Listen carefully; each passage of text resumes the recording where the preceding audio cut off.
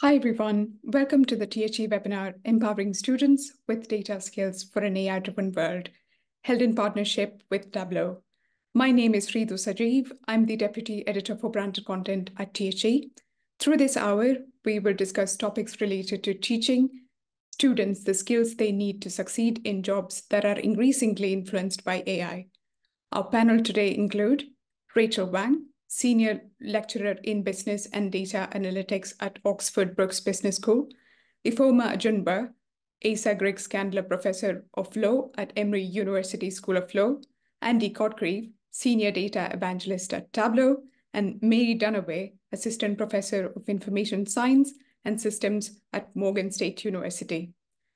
Before we begin, let me quickly point out that there will be time for audience Q&A at the end of our session. If you'd like to ask a question to the panel, please use the Q&A function on your screen. A recording of this webinar and a post-event summary article will be sent out after the session if you'd like to revisit this conversation later. We're hosting this webinar on the heels of this year's World Economic Forum, where AI took center stage. WEF's 2023 survey report called "The Future of Jobs" named AI and big data among the top skills needed to stay relevant in the evolving workforce. Teaching students how to use AI effectively should be part of the discourse on AI in the higher education sector, alongside ongoing conversations about academic integrity and using AI to enhance teaching and learning. It's also important to take a closer look at the connection between AI and data. So our discussion today will focus on these aspects. To start us off, Andy, can I please ask you to talk about the importance of data and data skills in the context of AI, particularly with regard to higher education and preparing students for success? Over to you. Yeah, thanks, Ritu, and hi, everybody. Thank you all for joining this session. So, without a doubt, AI and data skills are completely married. And if students are trying to get themselves geared up for the skills required in the workplace, then data plus AI skills are going to be absolutely vital. Now, if you're going to go into the world of AI engineering, you are going to have to be an expert in getting your hands dirty with data and data architecture and data querying and training. But for most of us, we'll be consuming information through perhaps large language models and having conversations with AI. That's what we're seeing as the current generation of tools that have sort of been exploded upon the scene in the last year, primarily through OpenAI, but also through the other AI tools. Now, so what you need to know from a data perspective is how those AIs are trained. Data underpins all of these large language models, but data is full of bias. There are many types of different biases beyond the scope of what we can talk about really in this session now, but understanding how the quality of the data going into a large language model will impact the quality of the output is absolutely vital. So social aspect of data, collection, labeling, querying, and presentation are the fundamental things we would talk about at Tableau for skills people would need. Thank you so much, Andy, for opening up our discussion. Rachel, can I also get your thoughts on this? In the context of AI-driven transformation of jobs, how would data skills help students succeed professionally? Sure. I mean, I probably talk a lot more from a business perspective, as my background is in business studies. So from the business perspective, as we can see, the data has enabled a lot of, in terms of like prediction, we do a lot of forecasting, we do a lot of simulation, we do a lot of automation, a lot of process in business, and all of these things are actually supported by data. Without data, we can't do these aspects. So complex situations, complexity, decision making, all these things has to be supported by large amount of data. Therefore, the data skills the student will need in order to do this through their work become a lot more important. And from higher education perspective, we can see that the demand on education, on data literacy, on the data programs has growing tremendously over the last couple of years. If we only look at the UK market, just for example about master program studies, just over the UK, we probably have around more than 300 data-related programs on the market where the student can choose. So that really speaks about the demand there, not only from the student perspective, but also from an industry, from an employer perspective, because they also need people with those skills. I will stop here and for other colleagues to share the ideas. Thank you. Thank you, Rachel. Mary, I'll come to you next. With the same question, how does a strong foundation in data skills help students to enter professions that continue to be influenced by AI? Sorry, you seem to be on mute. Being here in the United States, and I'm also speaking from a business perspective, the outlook for AI jobs is huge. The growth is 21% over the next 10 years. And we're not, in these AI jobs, we're not really seeking to replace current jobs, but we're seeking to improve the workplace with the information that we're able to gain from artificial intelligence. And so the skill set to be able to perform in tasks in those jobs to complement what we're already doing in business and in society in general is going to be huge for our next generation and those that are currently in the workforce. Thank you, Mary. Ifoma, would you like to contribute? Sure. Yeah, I think, this is such an important and urgent question to ask. And I'm coming at this really from a management perspective, but also from a sociological perspective. I think, frankly, students should realize that there's not really such a thing as jobs that need AI versus jobs that don't need AI, or jobs that need data versus jobs that don't need data, right? So I think, frankly, what we're looking at is an AI-enabled world moving on.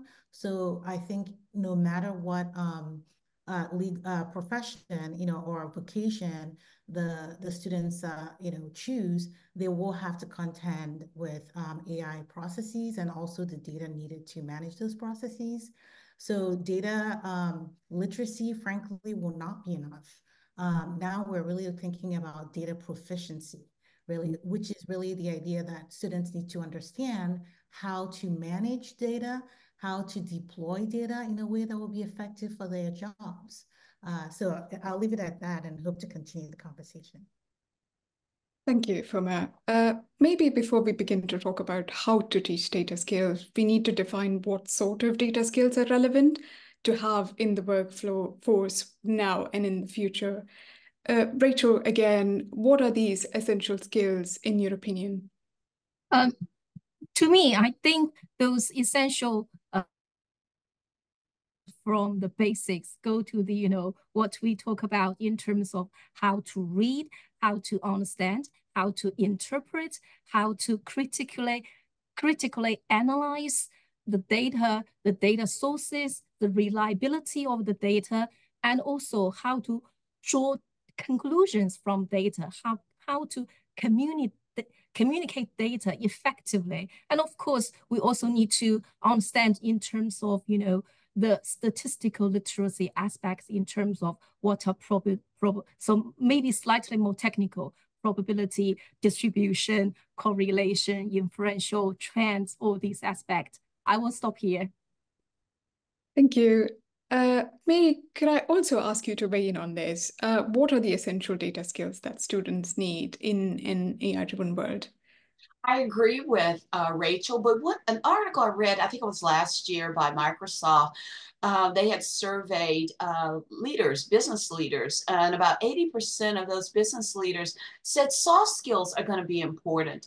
And those soft skills that they mentioned were analytical judgment, flexibility, and emotional intelligence. And I was really very surprised at their recommendations, but what that does is to bring some of the human agency into being able to use these AI tools that are going to be available to us. We're going to have that human knowledge that's going to be able to make some decisions that the AI cannot do alone.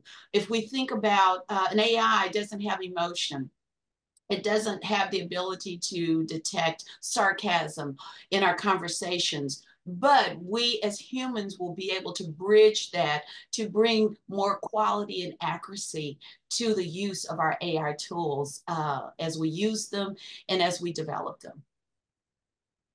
Thank you, Mary. Please, Rachel, go ahead. Sorry, I think I raised my hand by mistake. Okay, no problem. My apologies. Andy, I was going to come to you. What skills do you think employers are likely to prioritize in the future? I love Mary's answer about soft skills there. So I've got three things to say here. First of all, one aspect of being able to use AI to augment your own job is to be very skilled in whatever your job is. If you've been on YouTube recently, there are loads of videos, very viral, going how to be lazy and make loads of money using AI, right? And these are selling you snake oil. So in my job, I try and do real data analysis using a lot of the generative AI tools. And fundamentally, they aren't as good as me. And they aren't as good as even a intermediate level or even a beginner level data analyst, because they make a lot of mistakes. And they make very confident, they give you very confident answers, but they might be completely wrong, right? So as I'm using a Gen AI, I am comfortable using those Gen AIs because I can vet that answer and add my own expertise in the field to it. So I think the fundamental skill is first be good at the field you're in. Don't think Gen AI is in any state ready to actually do your job for you. Secondly, another bizarre skill I think we need, and I think this is a challenge in terms of diversity and equal access, is that you have to be really good at the English language. You know, prompting is a really vital skill. And I'm very fortunate in that I'm a native English speaker. So if the first answer isn't quite right, I have the power of my language to iterate and add nuance and depth or remove context to the prompts to steer the generative AI down the right path. So for the time being, I think English is a really required skill. And I'll just say, I'm going to ask my fellow panelists a trivia question right here, because Mary just sort of talks about soft skills. And this is, well, I'll explain what this is in a moment. So I'm going to say what my favorite quote from the field of data visualization and data analytics is this. And I want my panelists to tell me what year this quote is from. So the quote is, millions of dollars are spent yearly on the collection of data in the assumption that having the data will correct the problems being studied. All right, so panelists, sorry to put you on the spot. What year do you think that quote was from? Millions of dollars being spent yearly collecting data. I'm going to say 2009. All right, thank Rachel. I will say towards the end of 1990s. Yeah, okay, and Ifeoma? I would go with 2000, the year 2000. You all fell into my trap. That is from a book written in 1914, right? That book is a book called Graphic Methods for Presenting Facts. It's 110 years old by a guy called Willard Cope Brinson. It's an amazing book. But the reason I raise this is not only because it's an exceptional book you should go and read. 110 years ago, he recognized the same problem that we experience today. We have loads of data, but what we don't have is the soft skills or the cultural setup in organizations to know what the heck to do with these things. So back then, he was talking about creating analytics offices and using index cards to allow interactive exploration of data. And we still haven't solved that problem 110 years later, which is why I love Mary's answer. We need the literacy and cultural skills absolutely fundamentally as much as we need the technical skills. So like to just add to that, and I'm discussing this with my class this week. That's our first topic is AI and looking at ChatGPT, is prompt engineering, which has become extremely popular research, and that's to guide your AI to reference the correct sources and frame the answer to that appropriate based question that you're being asked. And so being able to have that expertise which is a mastery of that English language, plays an important role in using AI to respond as a subject matter expert. So that is a mastery that our students will definitely need to have, is prompt engineering, being able to ask the right question to get the right answer. Mm-hmm. Thank you, Andy and Mary. Ifeoma, could I ask you how institutions can help students develop not only technical data skills, but also critical thinking abilities related to AI applications? Yes, thank you so much for that question. It actually relates to an answer that I had to your previous question to Andy, listening Andy and Mary talk about that, which is that, you know, when it comes to having true data skills, you need also a healthy dose of data skepticism. I think sometimes a big problem arises when you have a lot of data and you have a lot of maybe too much credulity as to what that data can do. So in my book, I reference the problem as more data, more problems, because oftentimes, you know, it becomes when you have a hammer, all you see are nails everywhere. So classes where students can actually critically reflect on data collection, biases that might have been imbued in that collection, reflect on what is important data, what is necessary data, what is sufficient data. So really classes that are combining data ethics with data proficiency. And I think that is really so critical, because that is how students will learn how to be able to manage data effectively. Because it's not just about having the technical skills, but it is also having this higher order, you know, quote unquote, soft skills of understanding what's appropriate to do with the data. What should you be skeptical about if the data is returning certain results? Thank you, Ifeoma. Mary, could I ask you again to add to that? Well, one of the things with the soft skills, I have to just reemphasize that the human agency, when you're making those judgment calls, you have to combine your critical thinking, your ability to explore, to just think in a way that's more transdisciplinary. And that's thinking across areas outside of your current discipline. I'm in the business school, and so a lot of times we don't think across other disciplines to look at the humanities context, and we're always within the traditional boundaries.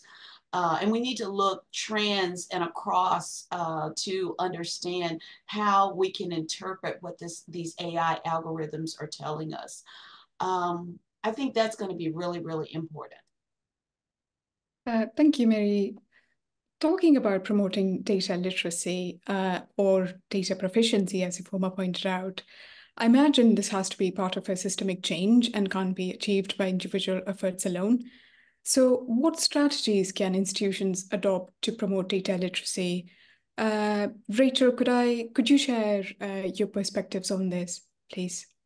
Sure, of course. I mean, from a strategic point of view, I think for higher education, certainly there are a lot we need to do at this point in order to embrace this data-driven culture or the data-driven, society we are entering into. And I can see, to be honest, if we look at the faculty or the fellows or the people, the workforce in higher education, we grew up in the human intelligence age. We are not these, the young generation that grew up with the AI age. So I think we first need to reskill or upskill ourselves to catch up with the latest advancement in these areas. And I would say, many universities or the higher education institutions probably are not really there yet with those technologies. I mean, as researchers, as academics, we try to catch up with it, but probably not there yet. So I think to develop that kind of data-driven campus culture to start with is really important. And of course, we then need to follow up with to put the data literacy or the data proficiency across the curriculum, to have collaboration with industries, all these, a lot of, actions we can take. I will stop here. Thank you, Rachel. Ifeoma, I'll come back to you again. So what role does leadership play in fostering this culture of data literacy and awareness within educational institutions? Yeah, I mean, I would definitely be in agreement with Rachel here. I think the universities are still playing catch up to a large extent, and there is the need to reskill and upskill educators in terms of awareness about AI issues and data, competency issues. I think an issue that I see in a lot of higher education institutions is a tendency to view data analytics or data competency as an add-on, right? As something that's just like a nice to have, as opposed to really a critical educational feature. And I really, really would like to see that changed by all schools actually incorporating data competency as part of the undergrad education. Just as important as I would say sociology, just as important as I would say mathematics, data competency is something that is beneficial to the students in an increasingly AI-driven world. So I really do hope that higher education institutions can start to see that these kinds of skills are completely crucial and completely necessary, and can actually build up programs. And, full disclosure, I have such a program at Emory Law School that's incorporating AI ethics, which of course will discuss data competency issues as part of my program. But I really would love to see that start at the undergrad level. Yes, Andy, please go ahead. Yeah, to add to that, a really specific example, I mean, sort of stepping back a little bit from AI, the data skills, students go into the working world, data fluency, data literacy is one of the #1 skills up there with AI. And talking about this cross-curriculum application of data skills, sometimes we hear it's like, well, I'm in humanities, I'm in English literature, or I'm in geography, I'm in things. These aren't data-driven organizations, aren't data-driven disciplines, but there is data everywhere. One example, we run this competition in Tableau called Iron Viz, where we get people to build visualizations on a given theme. And this year the theme was, what do you love? And in the top 10 people who won, they created a data set about Doctor Who. Somebody had analyzed all the books on their shelves across their house. Somebody had looked at data about domestic abuse. I mean, there's obviously more data sets about that. But the point I'm trying to make here is that you can create qualitative and quantitative data sets about anything. Imagine counting the number of nouns or adjectives used over time in English literature. I mean, that is a valid exercise to do. We use fewer adjectives. But if you turn that into a data-driven exploration inside a humanity, that's just a great example of thinking, yes, we can bring data into every single discipline, which will prepare students for, when they get out into the working world. Thank you, Andy. I'll just stay with you for a minute there. How can institutions address challenges and barriers in promoting data literacy? Could you talk a little bit about that, please? Well, I think it's like that. It's whatever discipline we're in, go find data sets. Really, we have a student Iron Viz competition as well. So all students are encouraged to enter Iron Viz, and they get an all expenses paid trip to our Tableau conference in the US if they win. And these are exercises that can be brought into any curriculum. It's like, go find a data set that relates to the work you are doing. We know from 20 years of experience at Tableau that if people create their own data sets, then explore and get to explore them, then that's a really empowering thing. Not only will they engage with their subject, they will also learn the data skills on top of that. It's a lot more emotional, that involvement, than saying, here's a bland data set, just do some data analysis on it. When you bring the personal into it, it's really powerful. Also, I would say, from an institutional level, all educators have professional development budgets. Allocate some of that money to training the trainers in data skills. At Tableau, we have a Tableau academic program, and over 3 million students and instructors have taken advantage of our free licenses. So the tools are available to give to instructors and students, and it requires leadership to encourage them to spend that money and spend the budget they have on training partly on data skills too. Thank you, Andy. Sorry, Mary, what are some of these challenges and barriers that you face in promoting data literacy? It's getting the faculty skilled, as Andy talked about, getting them skilled in understanding how to roll out the AI in the classrooms. And what I'm starting to do as a Tableau ambassador at my university, I've developed using the Tableau for Teaching curriculum, adapting little small modules that can be interjected into any course to inform students about AI and how it is going to impact society. And we've done just that in our data literacy course, which every student at our university has to take. And this first week, it is focused on artificial intelligence, ChatGPT, how to use it to talk about the ethical considerations, the bias, privacy, fairness. And so having a ready-made module that can be interjected into any course for 1 to 2 weeks to expose and to generate those discussions so that students are aware. Thank you, Mary. There's much to talk about on this topic, but before we talk more about how to integrate data skills into the curriculum, I would like to take a detour and talk about the ethical aspects of using AI in higher education. Addressing ethical concerns is an important part of the responsible use of AI. Ifoma, I know you have done some interesting work on this in your role as an AI ethics scholar. Since we're talking about strategies for enhancing digital data literacy, what are the ethical considerations that should be factored into these strategies? Great question.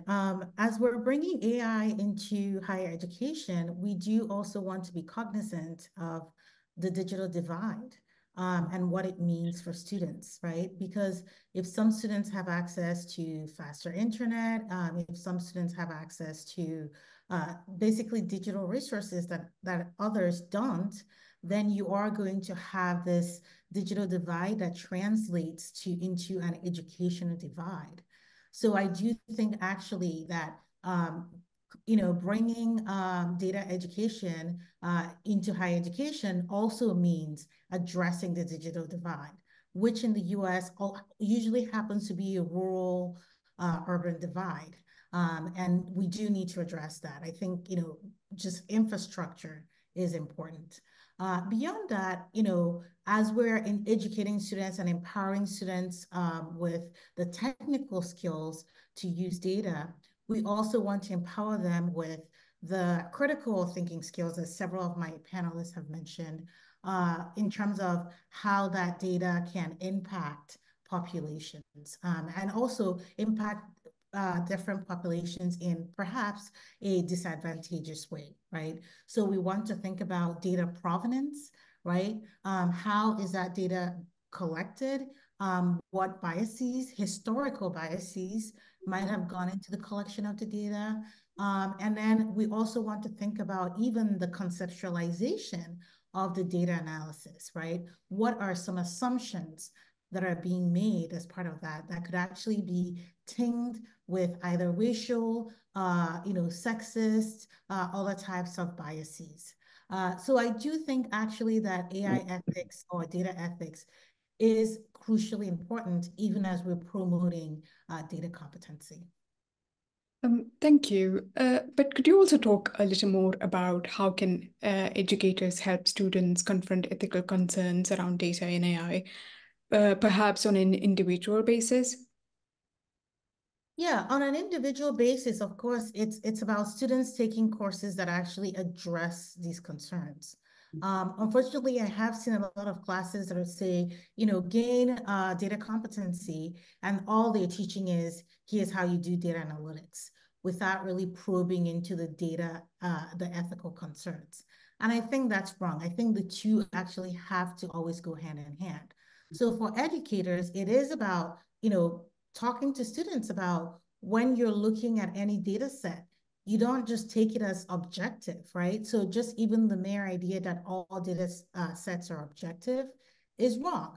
Data sets are really the result of decisions made by all the people responsible for creating that data set. Therefore, the data set reflects, right, the biases of all those people, right? Data is not neutral. We have seen that in the writing of people like Kate Crawford, really examining the provenance of certain data sets.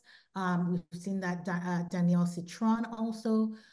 So it's really about educators being willing to delve deeper and not just say data competency means you know how to do the technical analyses, but really more that you have a more generalized understanding of what data can and cannot do. Because I think also there can be an over inflation of the predictive probabilities of data. And there is, I think, good reason to kind of demystify that for students. So individual educators should take it upon themselves, really, to be offering this sort of 360 view of what data really is. Thank you.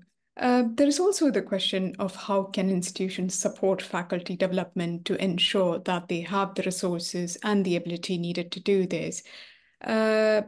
Mary, would you like to share your thoughts on this? Yes, I think institutions really have to appropriate the resources for faculty and those in those positions to impart the knowledge on the students to be trained and give them the tools to do so. A lot of times that some institutions may not have that, but we have to put the money into it.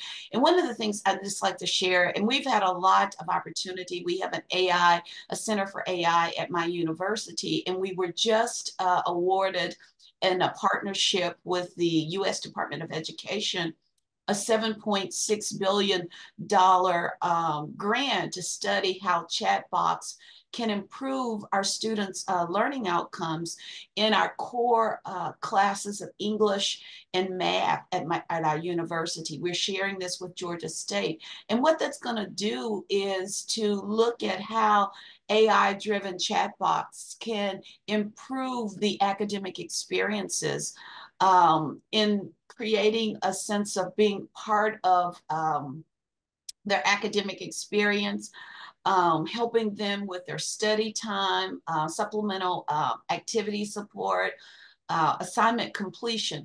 So getting this grant is going to help us to start at the very beginning in those core skills with our students and faculty that are working with students in English and math, which are core STEM skills that students need. So I'm just giving an example, but having the resources and projects such as what we are going to be implementing at our university in partnering with the U.S. Department and Georgia State and other institutions that are part of this grant to start at the front end of a student's college trajectory to get them skilled and to exposure to using the AI tools along with faculty that are helping them. Thank you, Mary. Andy, could I ask you to chime in on this? Yeah, sorry, I was just distracting myself there by thinking about what Mary said there. Just made me think we do need to step back and remember that generative AI is not it's not the new it's only a new face of AI, right? We have been used AI is in our lives and has been for years, right? I wake up in the morning, I take a photograph of the sunrise outside my house. My phone optimizes that color. I then navigate to work. AI gives me the navigation and calculates the best route. I open my email, and Gmail has filtered out all the rubbish email and just surfacing what it thinks is primary information to us, and so on throughout the day, right? So as we think about the institutions and how we deal with this, we need to be like, generative AI is only one aspect of AI that has already been impacting our lives.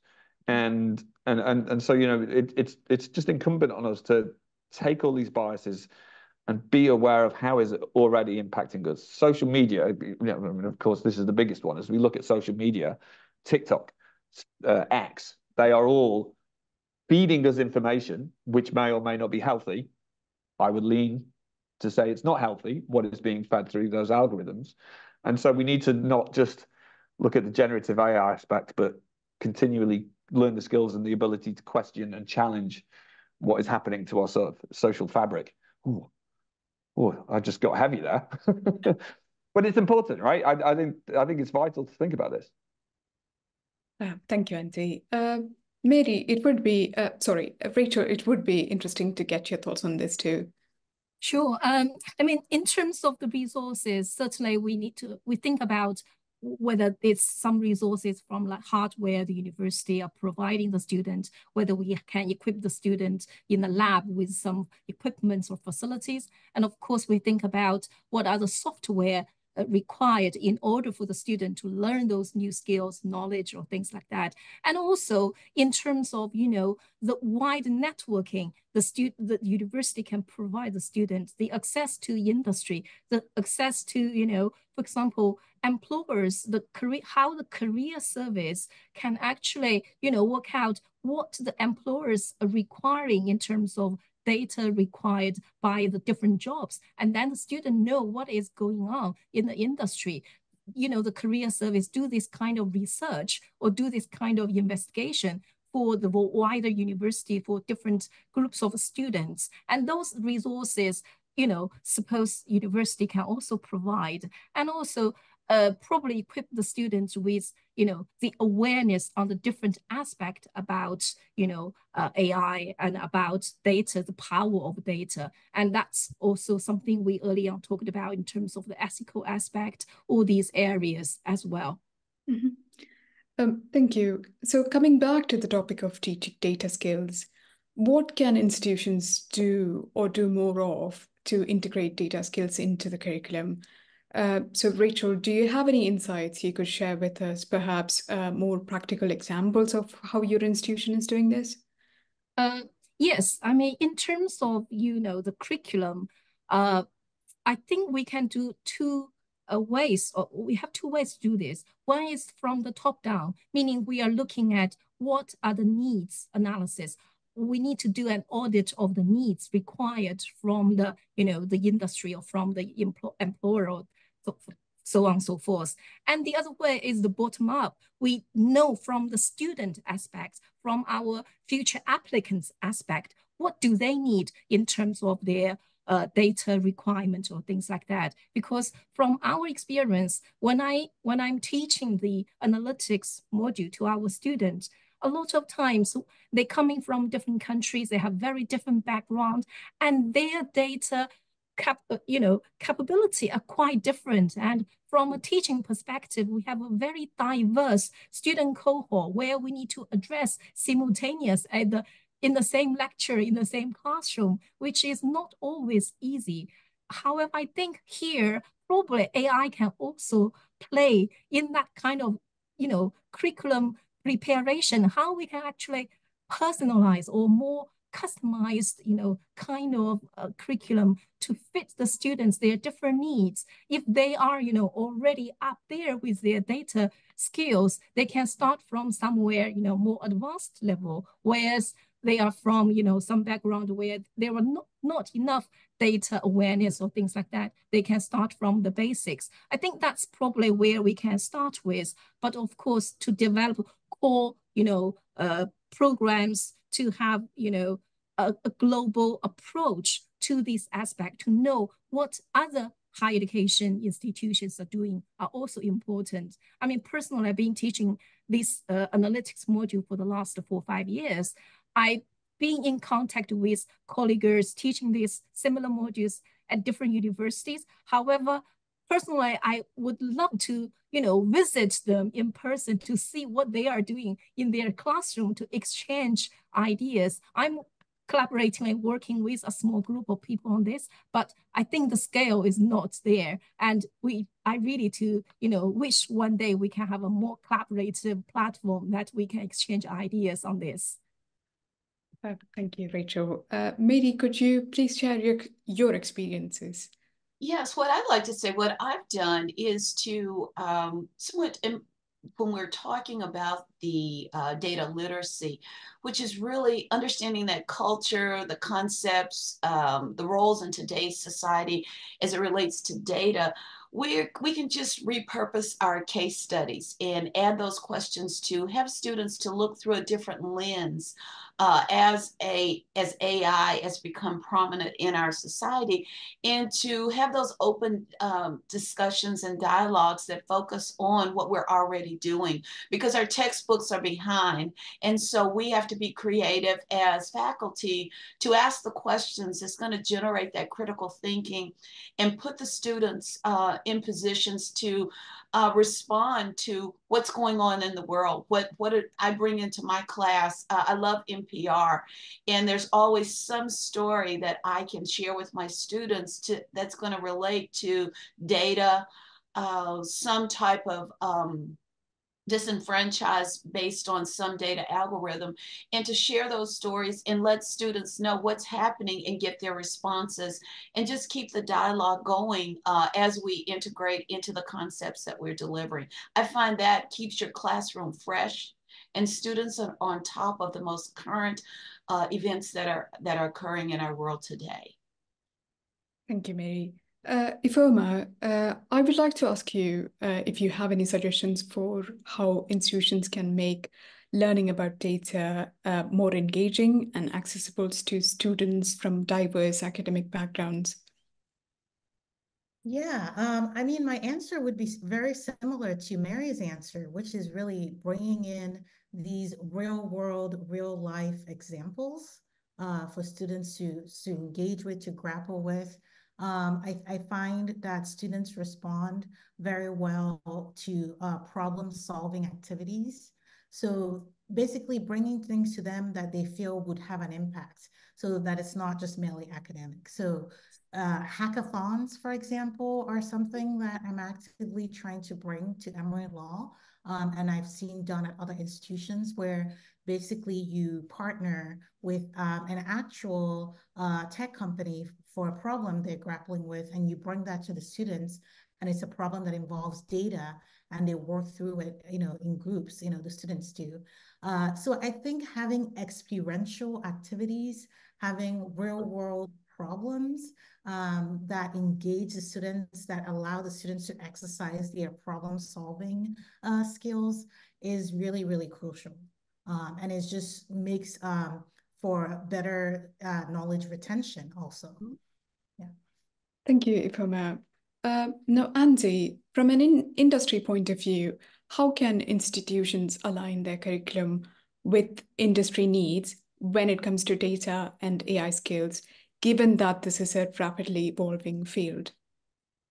Well, I think, I mean, to be successful in industry and in a career, you need this combination of different types of skills. You need the technical skills to use the tools you're going to use in a career, and you need the human communication skills. So Mary's used the word soft skills here. Now, there's a great author in the field called Alberto Cairo, and he's a professor in Miami, and he's written a bunch of books about data viz. And he famously is like, you can't use the word soft skills because they are on a par with the technical skills. So no heat on you, Mary. It's kind of it's a shorthand, but they are that sort of level in my opinion. So we want people coming out of education into the workspace with both of those skills. Mm-hmm. Tableau, we will give students a free license of Tableau, right? That they can get to grips with that, and other vendors do similar programs, right? So they can have access to those tools.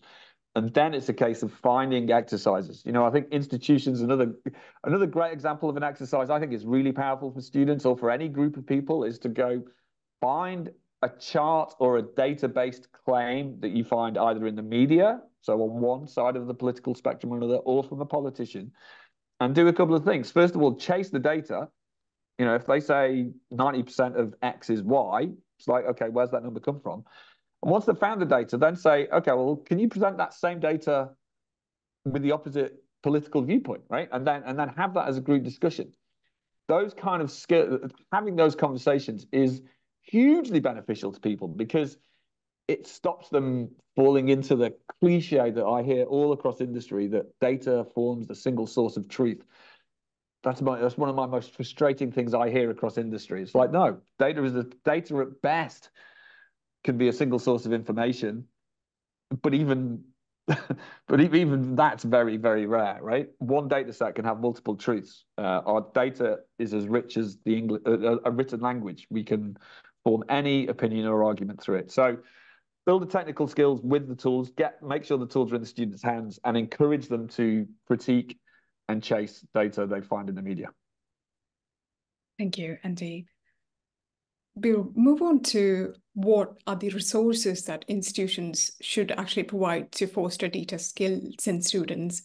So delving further into that, what sort of resources can institutions provide to make this happen? Mary, would you like to go?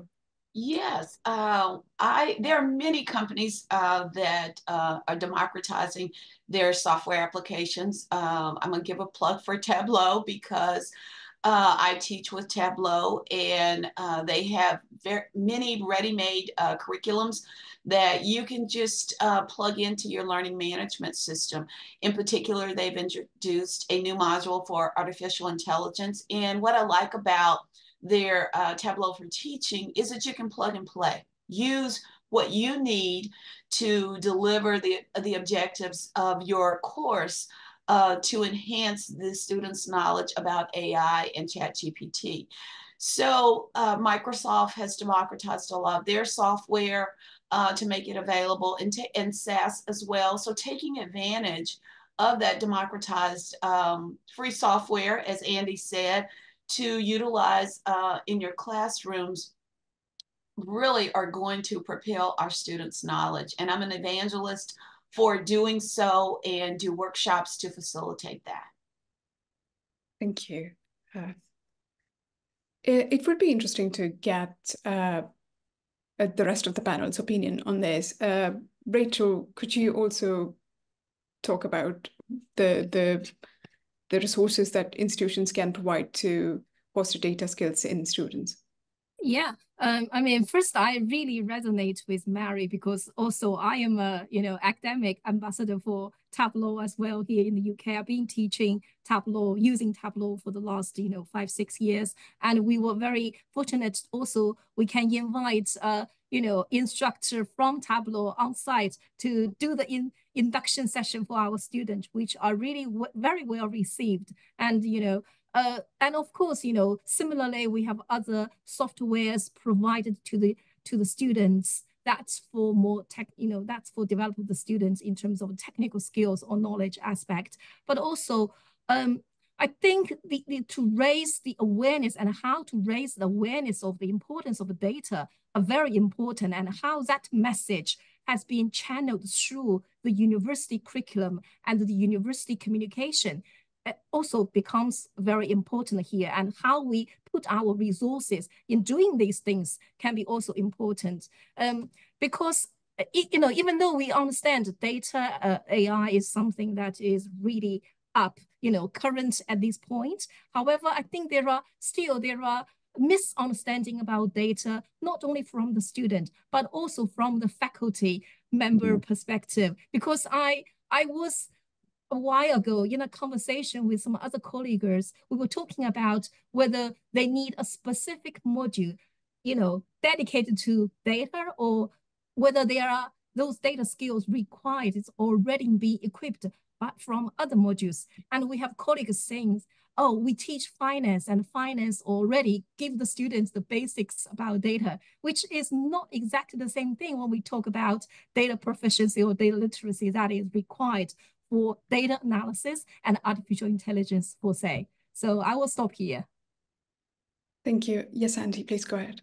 I'd just say, I think that, I fear that one of the things we're all, that might be a conclusion from all what we're all saying is that it's quite overwhelming, right? You know, it's like it's an important thing. We've got to be on top of this. And what if for anybody who is feeling at all intimidated by this, we say, you know, when we say go and make everyone data literate, there are actually a lot of places you can go and go, well, what does that look like? What does stage 1, 2, 3, 4, and 5 look like? You know, stage 1 might be just fundamental understandings of how charts work, right? And then stage 5 might be, you know, a super mature, full understanding of AI and every single type of bias.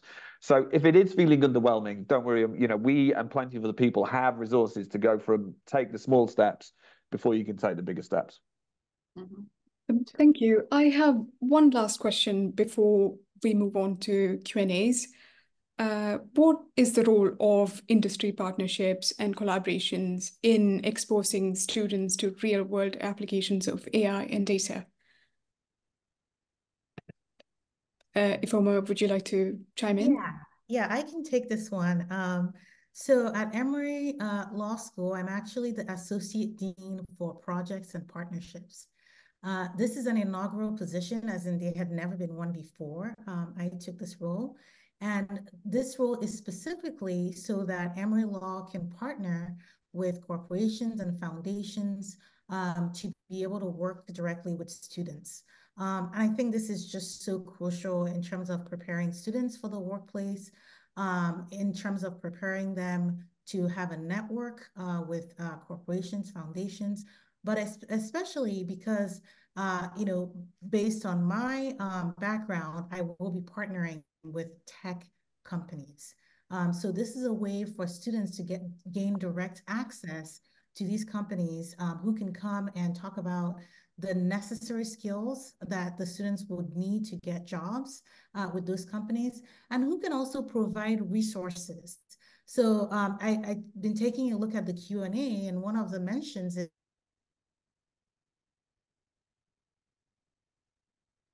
Nope. We seem to have lost it for a moment. Oh no. She was talking about resources in being asked for in the Q&A, and I guess, I mean, there'll be follow-up emails with resources and links. Yes. I guess while we're waiting, we will move on to audience Q&A. Hopefully we'll get Ifoma back soon. So we are drawing near to the end of our conversation. I have a question here. Andy, I'll come to you on this. To what extent is it the responsibility of a provider to make AI licenses available to students and staff? I thought you might come to me with that one. To what extent is it the provider's responsibility? You know, I'm actually going to defer to my academic colleagues. As you know, as Tableau, we make our licenses available, as do many other industry vendors. But I'm not an expert in academic funding and licensing purchasing, so I'm going to defer to. Sorry, I lost connection there. Yeah, apologies for that.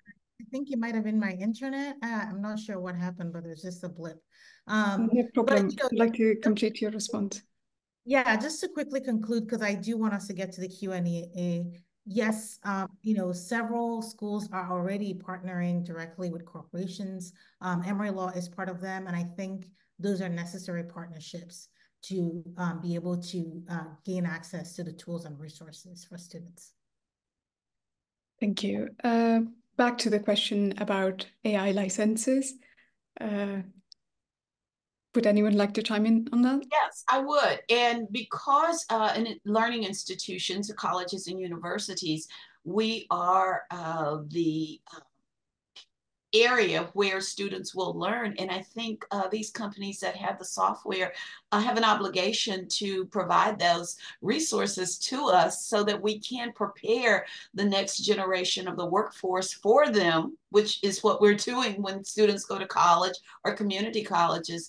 And they're doing a really good job of it. I think most companies are providing those resources that faculty can use, and they provide the training for faculty to educate our next generation of students. So I think it is a huge responsibility and a partnership, and it helps to mitigate some of the digital divide by doing so for our students in higher education. Thank you, Mary. Lewis has asked, it seems that academia views AI as an adversary, whereas industry welcomes AI with open arms.